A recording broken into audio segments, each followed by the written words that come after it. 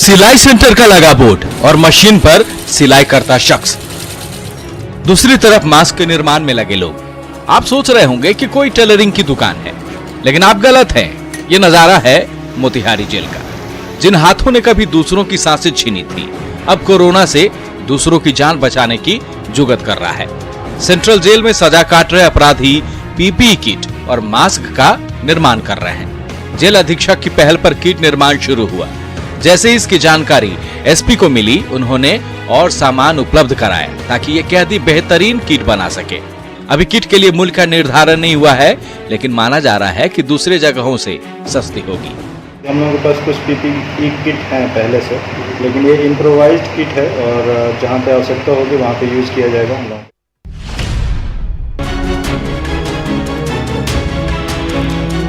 बिहार में corona positive की संख्या 6000 के पास पहुंच गई है, लेकिन लोग हैं कि मानने को तैयार नहीं। अनलॉक 1 में दुकानें खुलने के बाद मुश्किल और बढ़ गई है। जरा गोपालगंज की ये तस्वीरें तो देखिए।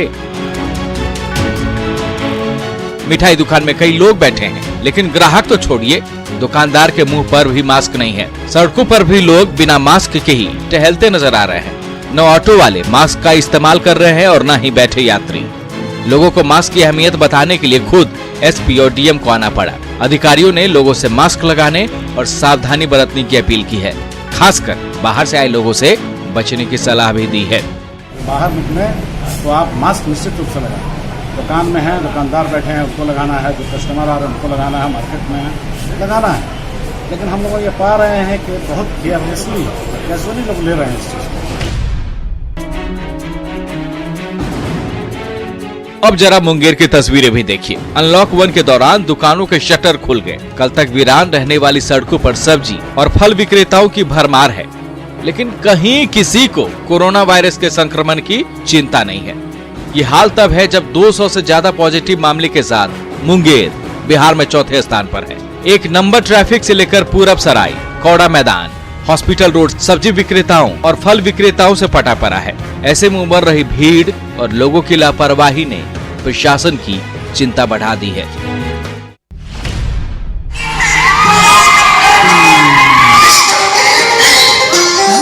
सैकड़ों की भीड़, गानों के बोल पर झूमते लोग।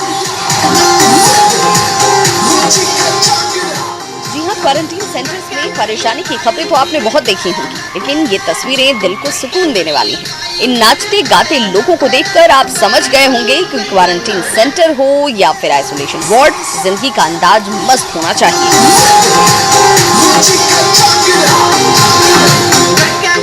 दरअसल अगरतला इंटरनेशनल फेयर ग्राउंड में बाहर से आए लोगों के लिए सेंटर्स बनाए गए हैं। यहाँ प्रवासियों ने नाच गाना करके अन्य सदस्यों का जोश बनाए रखा। कोशिश बस इतनी कि कोविड-19 की चिंताओं से खुद को और दूसरों को दूर रखा जाए।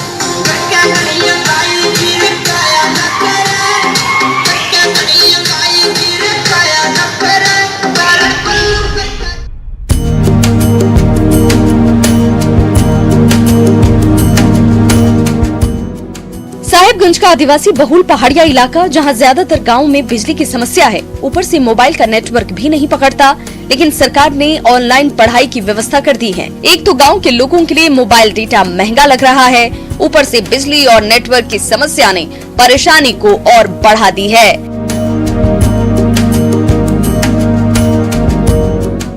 ऐसे में ज्यादातर बच्चे पढ़ाई नहीं कर पा रहे। कुछ के घरों में स्मार्टफोन है तो नेटवर्क के लिए उन्हें घर से दूर पेड़ों के पास जाना पड़ता है। अब सवाल है कि स्कूल कब खुलेंगे, पता नहीं, तो फिर पढ़ाई हो तो कैसे हो।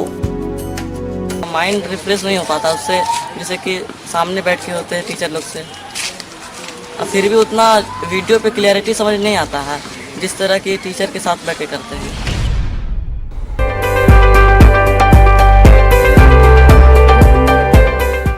कोरोना ने हमारे जीवन में बहुत सारे बदलाव लाए हैं। इन्हीं में से एक पढ़ाई का स्टाइल भी है। संक्रमण के डर से जब स्कूल, कॉलेज और लाइब्रेरी बंद हुए तो डिजिटल यानी ई लर्निंग लोकप्रिय हो गया। कंप्यूटर और मोबाइल जैसे डिजिटल प्लेटफॉर्म से छात्रों की पढ़ाई जारी है।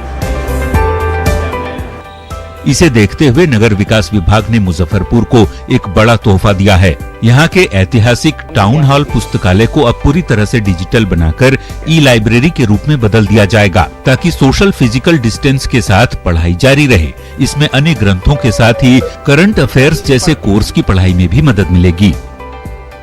कोरोना वायरस के चलते दूरस्थ एजुकेशन का इम्पोर्टेंस बहुत ज़्यादा हो गया है। जो हमारा टाउन हॉल स्थित वर्तमान लाइब्रेरी है, उसी में हम लोग डिजिटल लाइब्रेरी का प्रावधान करने का एक योजना लिए हैं।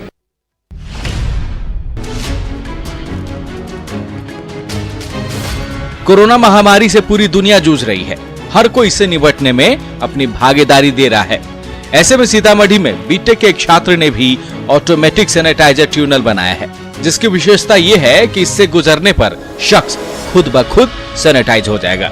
ट्यूनल फिलहाल सीतामढ़ी के पुपरी बाजार में लगाया गया है। निर्माण करने वाले तौसीफ का कहना है कि प्रशासनिक स्तर पर दूसरी जगहों से मांग होगी तो और सैनिटाइजर ट्यूनल बना सकते हैं। इसके निर्माण में महज 5,000 रुपए खर्च आता है। ये ऑटोमेटिक टाइप का है, इसी में मैन पावर की आवश्यकता नहीं है। लोग उसमें इन करने के बाद स्वयं चालू हो जाता है और निकलने के बाद सेल्फ बंद भी हो जाता है। ये है इंजीनियरिंग की पढ़ाई कर चुकी अंजलि श्रीवास्तव, जो वर्तमान में दिल्ली के एक ट्रेवल एजेंसी में काम करती हैं, लेकिन लॉकडाउन के दरमियान वो अपने घर वाराणसी में ही फंस गई। इस दौरान उन्होंने आसपास के घरेलू हिंसा की कई खबरें सुनी। फिर क्या था, अंजलि ने कुछ ऐसा करने का सोचा जो दूसरों से अलग था। पूरे 1 महीने की वेतन से घर में रखे कबाड़ से एक सेफ्टी डिवाइस बना दिया, जो महिलाओं की सुरक्षा के लिए कारगर है। घरेलू हिंसा या किसी मकान में फंसी लड़की या हॉस्टल में रहने वाली लड़की की जानकारी सिर्फ एक बटन दबाते ही पुलिस को पहुंचा देगी। यही नहीं, डिवाइस उस महिला का लोकेशन ट्रेस करते हुए 112 और 10 से 90 नंबर पर ऑटोमेटिक कॉल कर देगी।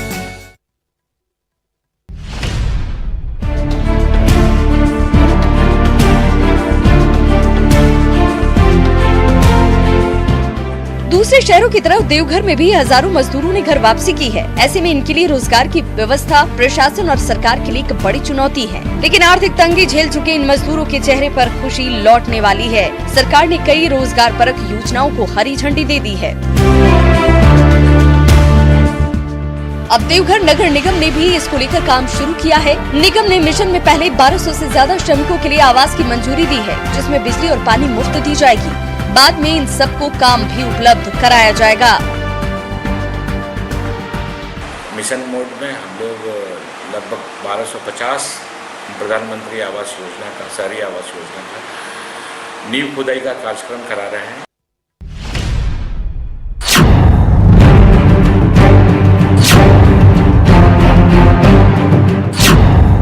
ये वही तस्वीर है जो सोशल मीडिया पर वायरल हुई थी।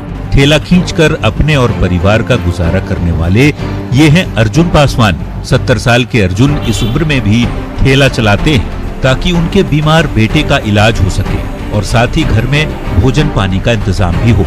लेकिन जैसे ही इसकी जानकारी जमुई के डीएम को मिली, उन्होंने अर्जुन पासवान को अपने पास बुलाया, आर्थिक मदद दी, साथ ही सरकारी योजना का लाभ मिले इसे लेकर निर्देश भी दिया। सहायता मिलने के बाद बुजुर्ग अपनी पत्नी के साथ खुशी खुशी घर लौट गया।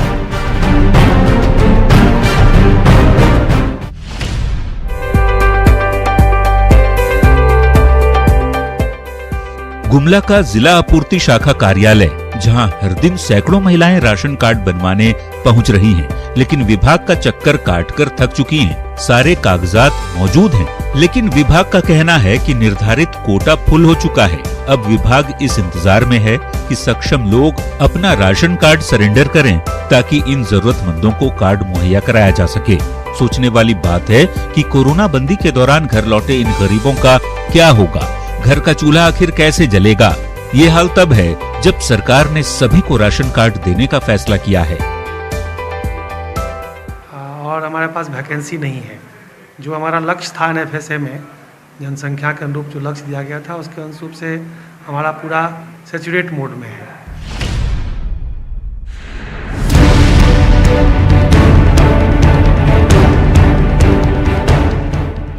दुमका जिला मुख्यालय से लगभग 35 किलोमीटर दूर प्रकृति की गोद में बसा गांव आनंद पहाड़ी। लेकिन गांव का सिर्फ नाम ही आनंद है, यहाँ के लोगों की मुश्किलें कम नहीं हुई। कोरोना बंदी के दौरान पीने के पानी की समस्या और बढ़ गई। स्कूल से पानी लाते थे, लेकिन अब स्कूल बंद है। 9 टोलों में बटे इस गांव में 11 हैंडपंप हैं, लेकिन 7 खराब पड़े हैं। 18 करोड़ रुपए की लागत से जल मीनार का निर्माण कार्य हो रहा है, लेकिन कछुआ गति से। ऐसे में गांव से दूर कुएं और झरने से पानी का इंतजाम मजबूरी है। चापाकल भी खराब हो गया है 2 साल से। हम लोग यहाँ का पानी ही पी रहे हैं। और एक गो झरना है यहाँ पहाड़ के नाला में, वहाँ झरना का पानी भी हम लोग पी रहे हैं।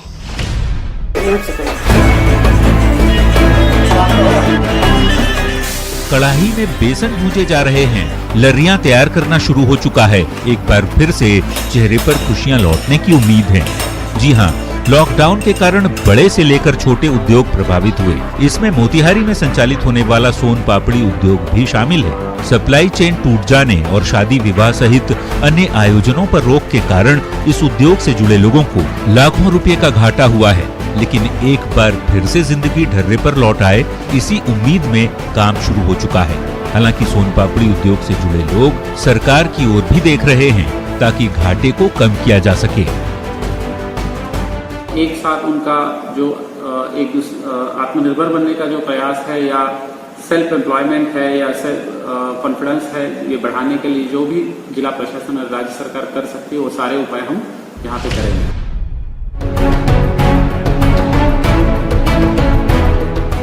अभी तक इस तरह के आउटलेट्स आपने नामी कंपनियों के ही देखे होंगे, लेकिन भागलपुर में जीविका दीदियों ने जीविका ग्रामीण बाजार नाम से मार्केटिंग शुरू की है, जो ऑनलाइन और ऑफलाइन दोनों होगा। दुकान की खासियत यह है कि यहाँ सिर्फ वही सामान मिला करेंगे जिनका निर्माण सेल्फ हेल्प ग्रुप के तहत होगा। दावा ये किया जा रहा है कि किसी भी दूसरे आउटलेट से सस्ती दरों पर यहाँ सामान मिलेगा। रानी तालाब के पास स्थित ये दुकान बिहार में पहला दुकान है जहाँ ऑनलाइन और ऑफलाइन कारोबार होगा। लॉकडाउन जैसे टूटा, हम लोगों ने इसकी उद्घाटन पिछले 3 तारीख को तुरंत करवा दिया है।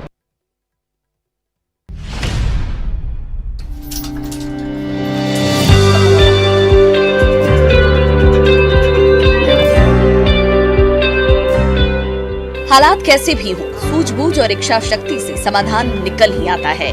जी हाँ, कोरोना से संक्रमण से बचाव के लिए आप मास्क लगाते हैं। ऐसे में पहचान का संकट बना रहता है, लेकिन बोकारो के एक व्यवसायी ने इसकी खोज निकाली है। प्रेस्टो पर्सनलाइज्ड वंडर्स के रंजन गुप्ता ने कस्टमाइज्ड मास्क बनाना शुरू कर दिया है। बस मोबाइल से तस्वीर उतारी, कंप्यूटर पर प्रोसेसिंग मशीन से 3D पिक्चर्स बनाई गई और फिर मास्क तैयार। बस 75 रुपए में आपका चेहरा हूबहू मास्क के रूप में आपके सामने। लोगों को ये मास्क बेहद पसंद आ रहा है। हमारे कंप्यूटर में चेहरे का फोटो लेके उनका वो पार्ट जो है, जो प्रिंट होना है, उसको कटिंग करके उसमें सप्लीमेशन करते हैं।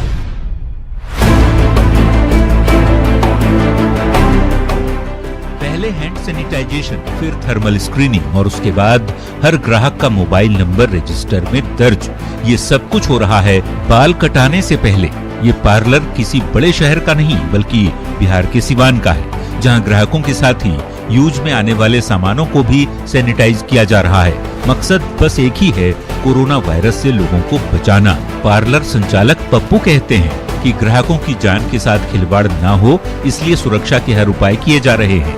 ऐसे दौर में जहां सरकारी दिशा निर्देशों की अनदेखी लोगों की आदत में शुमार होती जा रही है, वैसे दौर में पप्पू ठाकुर नजीर हैं उन लोगों के लिए जो कोरोना की गंभीरता को समझ नहीं पाते और लापरवाही में जानलेवा वायरस के शिकार हो जाते हैं।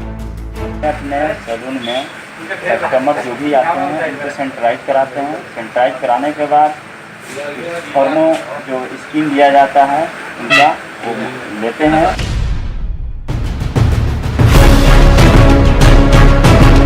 पीपीई किट देखकर चौंक गए ना? जी हाँ, ये वही पीपीई किट है जिसे पहनकर डॉक्टर कोरोना मरीजों का इलाज करते हैं। लेकिन एक शॉप में पीपीई किट का भला क्या काम? दिमाग पर जोर मत डालिए। असलम इसी पीपीई किट को पहनकर अपने ग्राहकों का बाल काटते हैं। और बात सिर्फ अपनी सावधानी की ही नहीं, असलम ने अपने ग्राहकों के लिए बड़े कड़े नियम बना रखे हैं। बिना सैनिटाइजेशन के किसी ग्राहक को पार्लर में जाने की अनुमति नहीं है। असलम इतना एहतियात बरत रहे हैं और लोगों को जागरूक कर रहे हैं, ये भी तब जब वो खुद बहुत ज्यादा पढ़े लिखे नहीं हैं। नया हमारे पास कपड़ा है, नई टाविल है और नया कंघा है, सैनिटाइजर उसके हाथों में भी लगवा रहे हैं, अपने हाथों में भी लगा रहे हैं।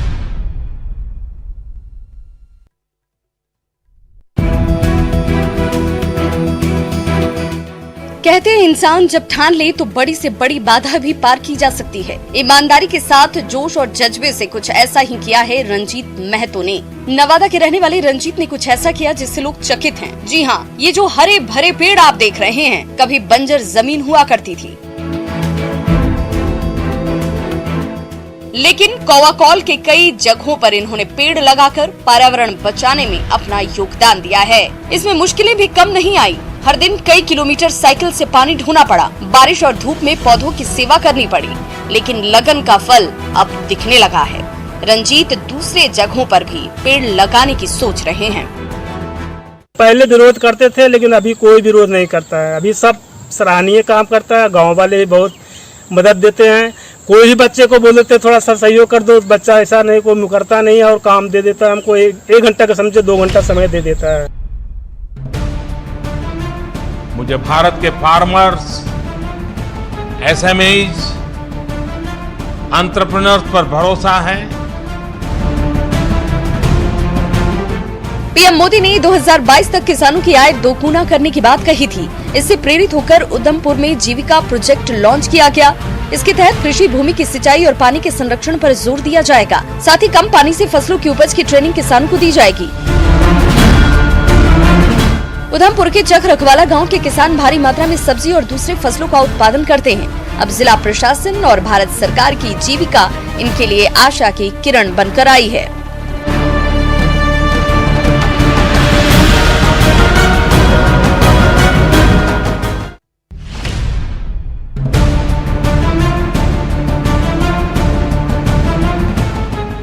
कोरोना के कारण घर लौटे लोगों की सबसे बड़ी चिंता है काम, लेकिन इनसे मिलिए। ये हैं ललिता भोंगरा, जो लोगों को जीने का राह दिखा रही हैं।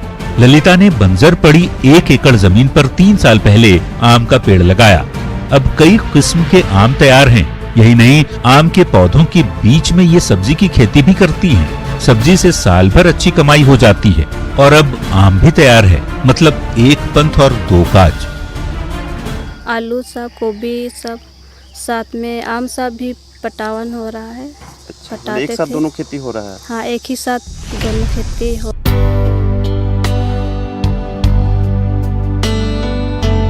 अपने नए विचारों की वजह से सिद्धेश्वर एक सफल व्यवसायी हैं। सिद्धेश्वर ने हमेशा कुछ अलग करने की कोशिश की। जी हाँ, सब्जियां, फल, दाल और अनाज का निर्यात तो आपने सुना होगा, लेकिन कभी ड्रम स्टिक या सहजन की पत्तियों का निर्यात सुना है? ओडिशा के बोलासीर जिले के किसान सिद्धेश्वर ने ये कर दिखाया है। उन्होंने ड्रम स्टिक की पत्तियों की खेती शुरू की और अब उसके सूखे पत्ते नासिक, जयपुर और नई दिल्ली को निर्यात कर रहे हैं। फिलहाल अपने भाई कपिलेश्वर के साथ 5 एकड़ जमीन में वो ड्रम स्टिक की खेती कर रहे हैं। इन पत्तों का इस्तेमाल कोरोना दवाओं की तैयारी में भी किया जा रहा है।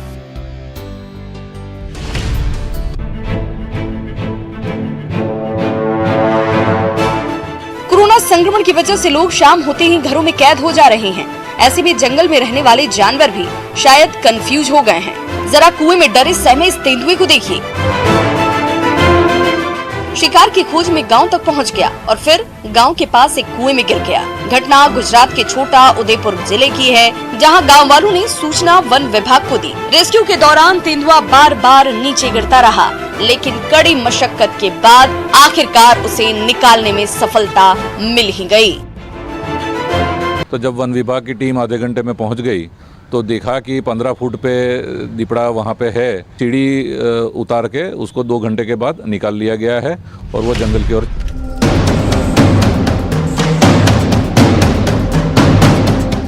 कोरोना काल ने कई खुशखबरी भी दी है। हम जिस खुशी की बात कर रहे हैं वो आई है गिर वन्य जीव अभयारण्य से। गिर में वैसे तो कई जीव जंतुओं का बसेरा है, लेकिन बब्बर शेरों से यहाँ की पहचान है और इन बब्बर शेरों की जनसंख्या बढ़ गई है। जी हाँ, गुजरात की आन बान और शान रहे बब्बर शेरों की तादाद अब बढ़कर 674 हो गई है, जो 5 के मुकाबले 29% है। बब्बर शेरों की बढ़ती तादाद पर पीएम मोदी ने भी ट्वीट कर खुशी जाहिर की। अनलॉक 1 के बाद 5 और 6 तारीख को हुए अवलोकन के बाद ये आंकड़ा सामने आया है। बब्बर शेरों की गिनती के लिए 1400 वन कर्मियों को लगाया गया था। माइक्रोचिप, रेडियो कॉलर, उसके अलावा एडवांस ऐप्स के जरिए गिनती शुरू की गई और पाया गया कि नर 161, मादा 260, जबकि बच्चे 253 पाए गए हैं।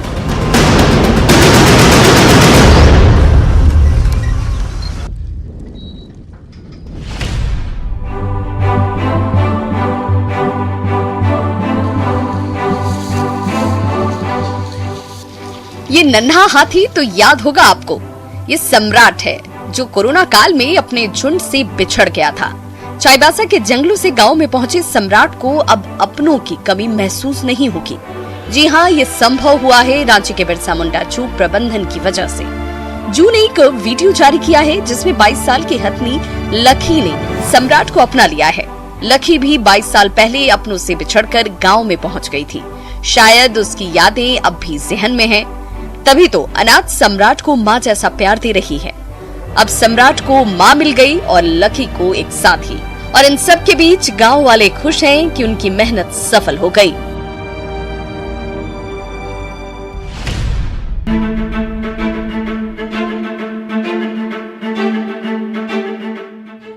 कोरोना का असर सेना की कार्यशैली पर भी पड़ा है। इस बार गया स्थित ओटीए यानी ऑफिसर्स ट्रेनिंग एकेडमी में 17वीं पासिंग आउट परेड 13 जून को है। कैडेट्स का परेड तो होगा, लेकिन उनके अभिभावक शामिल नहीं हो पाएंगे।